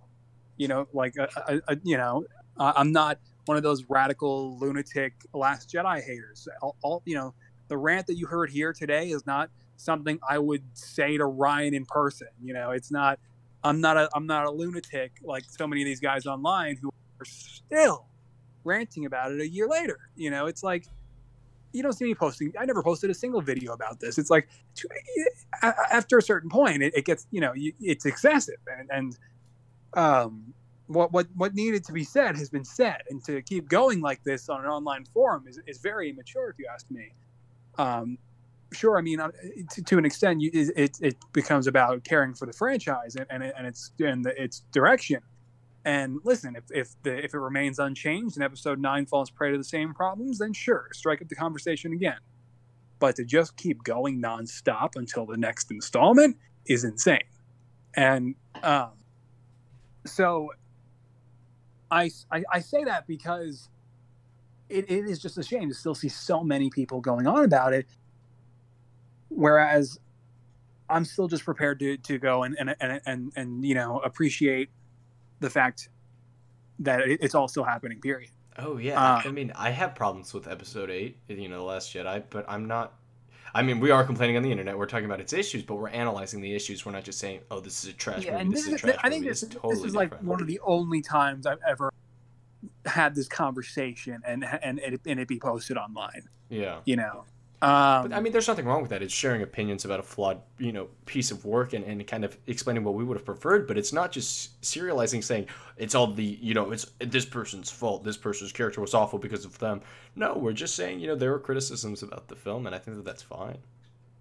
Yeah, man. And look, what I am excited for, like I said, is the Clone Wars Season 7, as we already discussed. Oh, that's going to be incredible. But, man, I'm telling you, when we get to that scene where Anakin and Ahsoka they say goodbye for the last time. Oh, Jesus Christ! I mean, that scene was powerful in what season was it? Season 5. A large part of me still believes Ahsoka should have died at the end of the Clone Wars. But listen, her inclusion in Rebels is kind of tough too, because now it's confirmed that she survived Season 7, which is just kind of a bummer. It was cool to see an adult Ahsoka, but it would have been cool to have her pass away and really question of whether or not she would still live, that was always a big question for the Clone Wars, and now that question is no longer kind of like a big shadow over the show anymore. Well, think about now that it's coming back. If Ahsoka would have died, Anakin truly would have lost everything. Could you imagine how perfect that would be? I know I know we've talked about it, but just to document it here, I mean. Personally, in my alternate universe headcanon, if Palpatine secretly conspired to kill Ahsoka after that Season 5 arc where she leaves the Jedi Order, and then sets it up to look like it was some horrific, like she got caught up in a crime, like a crime syndicate hunted her down and killed her or something crazy like that, and made it look like she fell prey to the horrors of the galaxy when she was outcast from those she swore her life to, would have, like you just said, would have just completely pushed Anakin over the edge. And because the Jedi were already guilty about it, and about their lack of action and their lack of belief in her for no reason, just completely willing to believe, just subscribe to the evidence and look no further. For them to then, have to face that, and for it to be so horrible and so undeniable and such a crime for them to have been a part of, it would have made sense for it to go unspoken, for a tragedy like that to never be brought up again. It was so horrible that the Jedi dare not bring it up to Anakin, and Anakin cannot bring himself to speak about it with anyone, because it was truly the moment that set him over the edge once more. Because after Shmi, he came back, fought through the Clone Wars, and was level-headed. But the death of Ahsoka and then Padme would have regressed him right back to the angry, murderous Jedi he was in that Tusken Raider village, and then so completes his vulnerability and transition into the dark side when Palpatine finally gets a hold of him and episode 3 proceeds as we saw it. I think that would have been, for me, I think that is the perfect conclusion to Ahsoka's story, and also the darkest conclusion.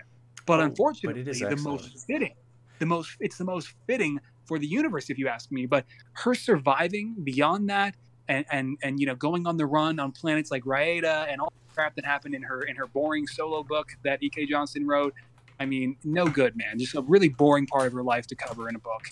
And then, for her to then show up and work with Bail Organa and the early rebellion, and then show up in Rebels and run into random surviving Jedi who just happen to be there now. And she has no real connection to them, but suddenly, they become a huge part of her life. Very quickly, without even, really too many time jumps like we saw in the Clone Wars that furthered Anakin and Ahsoka's relationship, because we know a lot of it happened off screen. I mean, and then for her to face Anakin again and survive beyond that through time travel, even. Oh, Jesus Christ. Don't even bring that and up, to please. then say that she was alive beyond that, and that she was alive beyond the original trilogy, and that she was just somewhere else. Can we change the subject? Like the son of Anakin, Luke, was fighting the Galactic Civil War, and she was just somewhere else. It was like, what? Listen, man, I know Dave Filoni's going to tell the story, and he's going to complete her arc at some point. Yeah. He's already pulled the time travel card. He can't do it again. No. The next time Ahsoka shows up, whatever medium, it's got to be it. They've got to wrap up her story. Enough, and that's coming from me. Ahsoka's like my third favorite character in all pop culture. Like Anakin, Obi-Wan, and Ahsoka are my 3 favorite characters of all time, and so that's coming from me. Enough is enough. I know she's a beloved character. She's his baby, right? I mean, she's the character that survived the Jar Jar hate and lived on to become one of the most loved Star Wars characters of all time, and she doesn't even appear in any of the films. So, Ross, let me include something really quick. Sorry, excuse any background noise. Oh, yeah, no problem. Let me include that of course Shmi dying is a turning point for Anakin, but then Padme dying as well is a turning point. But that doesn't in context wise, that doesn't really make sense for true insanity to really brew in most humans, unless you're very weak willed. And of course he's going through a lot, but just basic human psychology.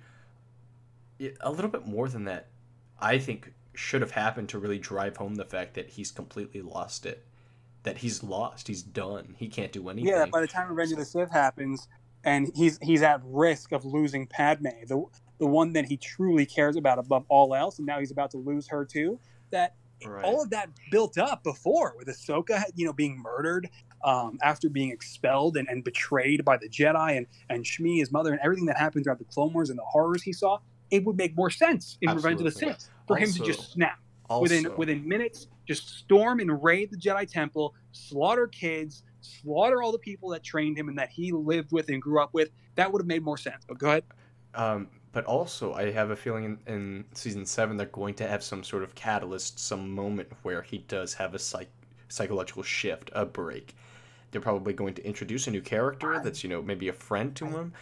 You know, they can't kill off Rex. They can't kill off Ahsoka. I don't see it. So who? But we need some sort of if we want a true transition into Revenge of the Sith, we need some sort of cataclysmic moment in Anakin where someone close to him dies, because the one thing that he holds over everything else, the one ability that he wishes he had, is to save people from harm, the people he loves from harm, right? From dying, yeah. Yeah, so there needs to be some sort of... I don't see it happening. I don't see it happening either, unfortunately, but it's kind of necessary. I think what we will get at the most is dialogue between him and Obi-Wan, or between him and Rex about it. You know, we already saw that in the animatics for the Utapau arc, spoilers, sorry, where he's expressing that anger with the Jedi and Obi-Wan trying to make him come to terms with what happened. I think at most that's what we'll get, and nothing further. Unfortunately, the Clone Wars has already fallen prey to the prequel syndrome, you know? In that it does not seamlessly connect to Revenge of the Sith, and it never will. Because listen, at the end of the day, Ahsoka and Captain Rex are still alive and active on a mission, on a siege against Mandalore and the surviving Death Watch forces against Darth freaking Maul, who is still alive even after everything that happened in the Clone Wars. And none of it's ever mentioned a single time. Not even once. Well, you don't have any kind of stark, crazy thing that happens, any sort of cutoff that would explain why it's never brought up. No. It's not there. It's not going to happen. Therefore, Revenge of the Sith will never seamlessly connect with the Clone Wars. I just want to include really quick. I just want to include, though, when we're talking about seamless transitions between canons and shows, Clone Wars 2003 had an amazing transition. Oh my god. Yeah. Ending in the hangar. Are you serious? Right before the Battle of Coruscant, we see why we see Grievous's voice box get force crushed by Mace Windu, and we see him. Tate, I would love if that was also the final season, like the final scene of the Clone Wars now. Like if that was the final shot of the Siege of Mandalore arc in Clone Wars season 7, Anakin going through the hangar, directing the pilots into the Arc 170s. Oh my god! Dude, okay, that is. We got to see that with this animation. Oh, dude, I absolutely adore Samurai Jack. It's one of my favorite cartoons. So Clone Wars 2003 is also up there for me. Oh yeah, man. Dude, can we just talk about that for a second? Like how Clone Wars season 3 was 2003 was phenomenal. It was an amazing I watched it religiously cartoon. As a kid. The ARC Trooper episode, the ARC Trooper episode that the whole series starts with. Are you kidding me? Dude, Meaningless 10, Fordo, and oh my god, god. That show was incredible. And then oh my god, I just love Obi-Wan's character design. The clone armor. I love that so much. And then it gets really weird. Everything about the Clone Wars 2003 was just phenomenal. Oh, and I love how weird it gets, dude. I love how weird it gets. You have the Anakin arc where he's in the tribal area. Oh my god. That added so much to Anakin, and like that was really great. It's abstract, but it's great. It's excellent. And it didn't. And one thing I appreciated is that the Clone Wars 2008. And as we've known it up until this point, really reinvented Anakin to be sort of what everybody wanted from the beginning. Right. Whereas Clone Wars 2003 was an extension of Hayden, and it was an Anakin that did not forget Shmi, that did not move on, that was still experiencing pain, but confident in who he was to fight in the war. Yeah, so that's the Anakin. That's the Anakin that makes sense transitioning into Revenge of the Sith. But now that show is no longer canon. Yeah, we need to have some sort of struggle within Anakin. Of course, we have.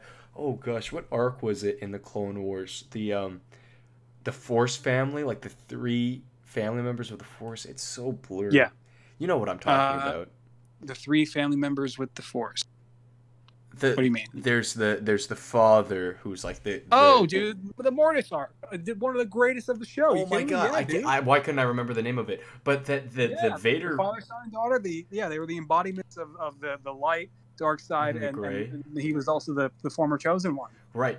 But the scene that Anakin has there, I just felt was so shoehorned in, and that needs to be played upon, in my opinion. That needs to. You mean the theme with Shmi?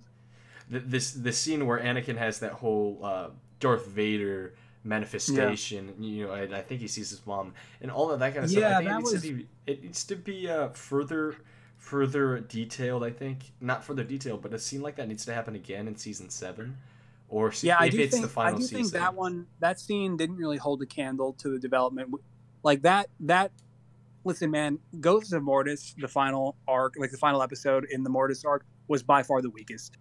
Yeah. And it really, and that scene that you're describing really did not hold a candle to how it was done in the Clone Wars season, in Clone Wars 2003. Yeah. And that foreshadowing of Darth Vader, I thought in Clone Wars 2003 was handled a lot better. God, naturally. It was incredible. Really great stuff. I mean, so much symbolism. I loved it. Really quick, I just love the fact that you can go on YouTube and watch the entire series in 45 minutes. It's literally 45 minutes, everybody. Look, if you haven't seen it already, Clone Wars 2003, you will not be disappointed. It is incredible. It's 45 minutes. Everybody has 45 minutes. You know what I mean? Like, it's not a difficult thing to watch. And then also, we can't forget characters like Dirge. Oh my god. Dirge and that whole battle. Imagine if we got to see that battle with the Clone Wars today. Oh, man. Jesus Christ, dude. There are so many things like that. Obi-Wan, though? I mean, that's just incredible. There are so many things like that that were never done with the Clone Wars, and unfortunately, I don't think ever will be. But just a few hypotheticals to throw at you here. Again, imagine Dirge with the Clone Wars today. Imagine Mutingless 10 and the ARC Troopers. Imagine Delta Squad and a full story arc for them. I mean, imagine like seeing other clone commanders we didn't get to see. Commander Y with the Clone Wars animation and them going to Felucia. Imagine Megiddo and you know, the city of Cato Nemoidia, the bridge world of Cato Nemoidia. And actually, you know, there's so much that even the Clone Wars didn't explore that could have just been so phenomenal.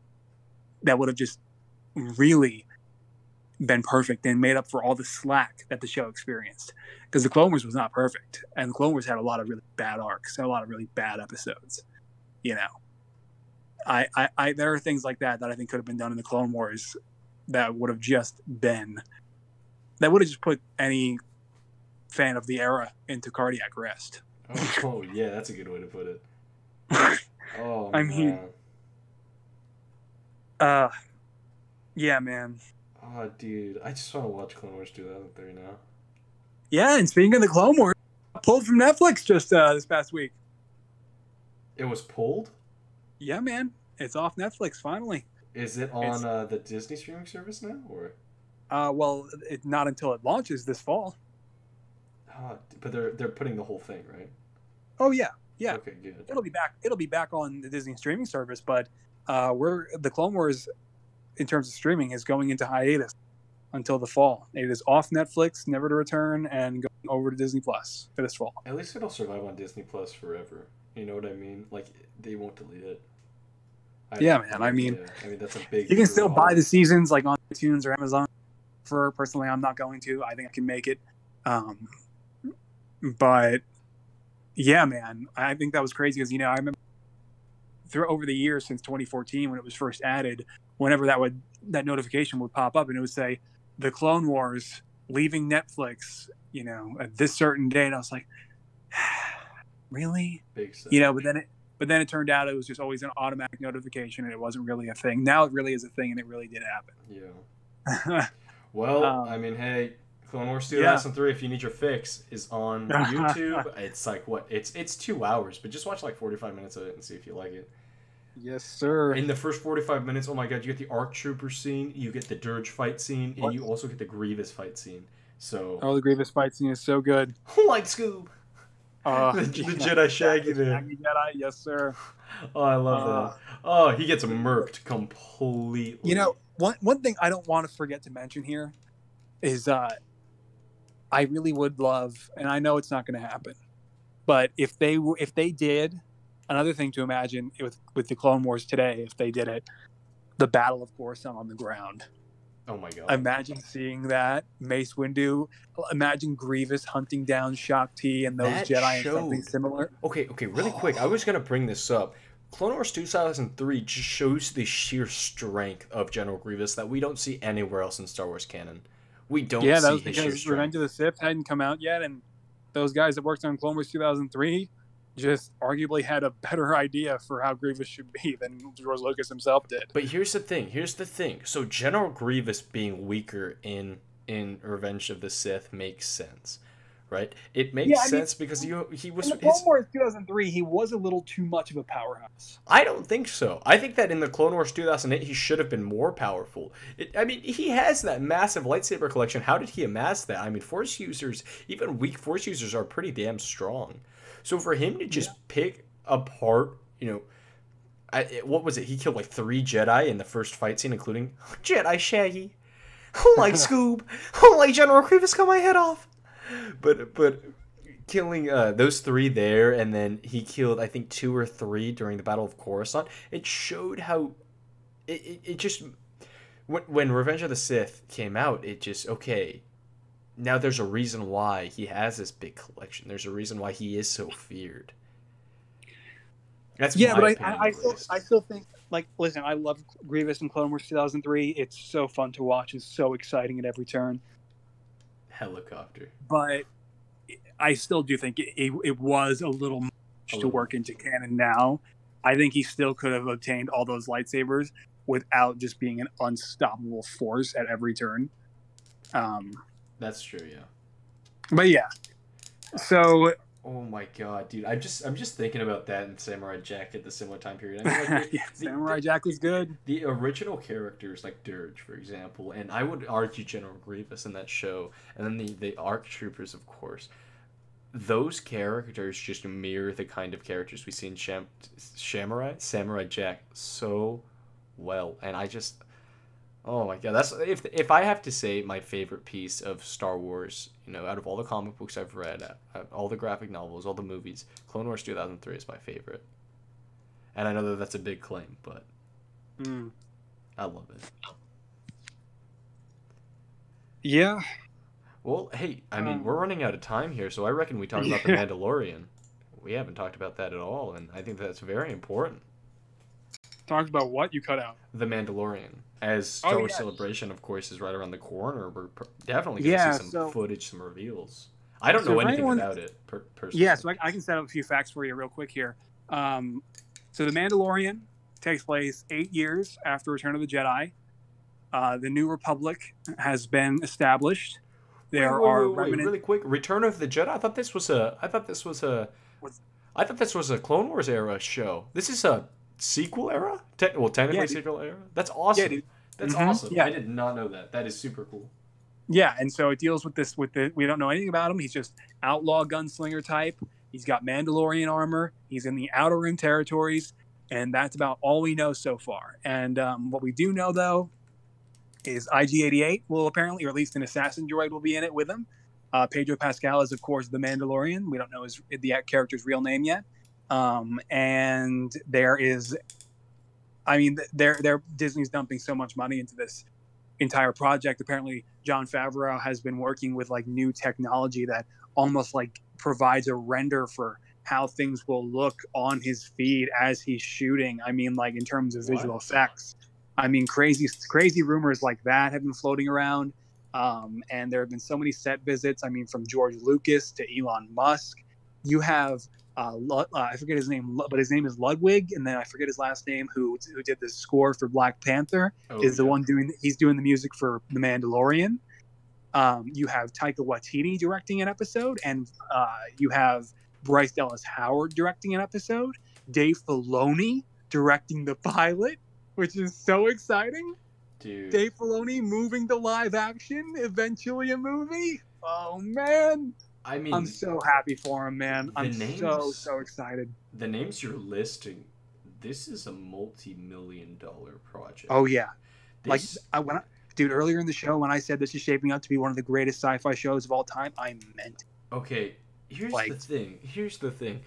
The CW shows. Let's start with those. They don't have big budgets. They don't. That's why the CGI's trash. That's why the acting's not good. No, Disney is dumping a lot of money into this. No, I think it's like what I'm saying though is like those shows that are still good despite having, bad effects or not so good effects and not so good I think it's like 10 million an episode, dude. Dude, this show, what? This okay. So this to me sounds like it's a similar, not similar budget to Black Mirror, but it's kind of in the same lieu, like a very it will absolutely be. Oh yeah, budget, high caliber, high quality. Yes, sir. Yeah, no, I mean, it sounds like Black Mirror. You're describing to me Black Mirror. New director takes on each episode. It's probably going to be series, not an anthology, because, you know, we have a centralized character. Yeah, I don't see it being an anthology at all. But still, I mean, it sounds like that caliber of TV. That's what it sounds like. That's the one thing I can compare it to. It looks like everything that I've been hoping for out of a Star Wars TV series. I mean, this, I think, is going to be the perfect consultation package for what is possible and for what they can do. And so it gets me excited because obviously we're going to have the Cassian Andor show and more shows to follow. I really cannot wait to see what they're able to do on Disney Plus. All the potential is just unreal. Such an amazing time period to pick too. Like, that's almost a perfect time period in the sense of they can do almost whatever they want. The remnants of the Empire on the run still 8 years later, you know, not giving up, and the New Republic. But it's also said to be far out of the reaches of the New Republic. That's included in the synopsis. So those things will still be happening, but they're not going to be a major focus. So you'll know what's going on outside in the galaxy, but it's not like, you know, he's going to be abducted by, and, you know, who knows what's going to happen. But I'm saying I don't personally see him being I don't see the story really involving Imperial remnants or the New Republic too much. So to me, in my opinion, this is the perfect setting, to set the movie in, because of the fact that, frankly, the two sequel movies haven't done much in the way of fleshing out the galaxy because of the fact that we see a new vehicle every movie. We see just new shit thrown at us all the time. And the fact that we literally just picked up 30 freaking years later. Right, exactly. When everything still looks exactly the same.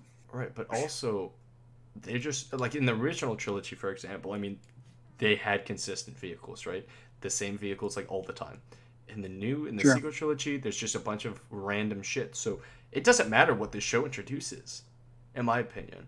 Not like it mattered in Rogue One. Like, I think Rogue One introduced too much new stuff. But because of the fact that this is 8 years after the original trilogy, which is what, 22, right? Because doesn't the sequel trilogy come out 30 years after the end? Yeah, it's exactly 30 years later. Right, so this is 22 years before that. Doesn't matter what they do. They can do literally anything they want to in this show. Yes, sir. They can do anything as long as they don't, you know, do like year-long time jumps. And with Jon Favreau at the helm, are you kidding me? What an amazing guy. Jon Favreau, a philanthropist, a great actor, a great director. I would love to see him in person. And I mean, it's like, I swear, man, it's like I already saw, you know, George Lucas on stage, but it's like Dave Filoni and Jon Favreau on stage together to introduce the Mandalorian's first bit of footage to the world. Oh my God. Like, I am just so happy for them. I mean, they have just added so much to the world through their work, so much to this industry, so much to the genre, and to see them moving up like this and really taking on projects of their dreams. I'm just so thrilled for those two guys. Oh, you know, I would be honored to be in the room to support them. You know, that's Absolutely. If I can't, so be it. But it's like, at least you're in the same convention center.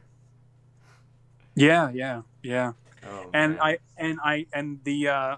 After the panels, the stars go straight to the Star Wars stage on the main show floor, and so you can see them there in person. Excellent. So I at least know to do that if things go awry. And right now, the panel lottery winners were supposed to be announced today, and it's already Tate? It is 6:42 p.m. Eastern Standard Time at the time of recording this. Yeah. And so that is 5:45 Central Time after business hours, and we have no announcements, no emails, and the convention starts the day after tomorrow. So yikes. Big yikes. Yeah. They're going to be like, okay, actually, everybody, the lottery system didn't work. Everybody get in line. Yeah. And we're gonna get there. They're gonna be like, actually, everybody, that didn't work. We're doing camp out to get online, and we'll be like, all right, hit the concrete. I'll gladly. Jesus. You know. Well, yeah. I mean, and that's why we're getting there tomorrow, day before the show starts, so that whatever happens, we can be there, and it should be nuts, dude. But I think that's gonna do it, Tait. Yeah, we hit the big topics for sure. So yeah. If you want to just mention something about Celebration again, maybe where the viewers can find you. Yeah, so I just posted the going away video for Celebration, a quick video I cobbled together to throw up on the channel before I leave tomorrow.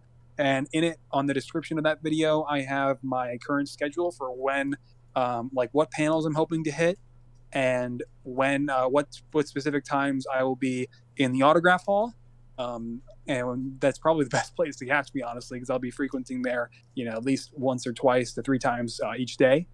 And yeah, I'm gonna. Those times are subject to change, though. I still have to check my email to confirm each of those times for when I'm expected to be in there to meet each celebrity. And so, otherwise, I'll just be walking around enjoying the love of Star Wars from all the surrounding thousands of Star Wars fans. It is like no other event, and I'm so excited to go to the city of Chicago for the first time ever.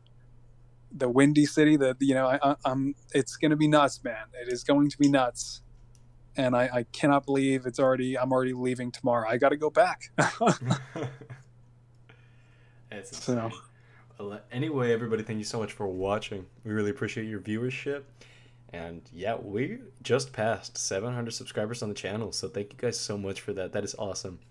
Hell yeah. I'm glad to see you guys are enjoying what we're putting out.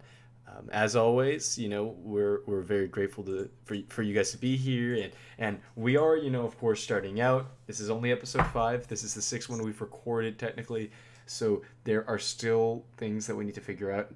Most notably, the name. But yeah, any ideas, please let us know. Any ideas, any suggestions, let us know. And if you stuck around through all of this, listening, doing something, and just having us on in the background, thank you for that. It means a lot, guys. It means the world to us. All right. Anyway, yeah, thank you guys for watching.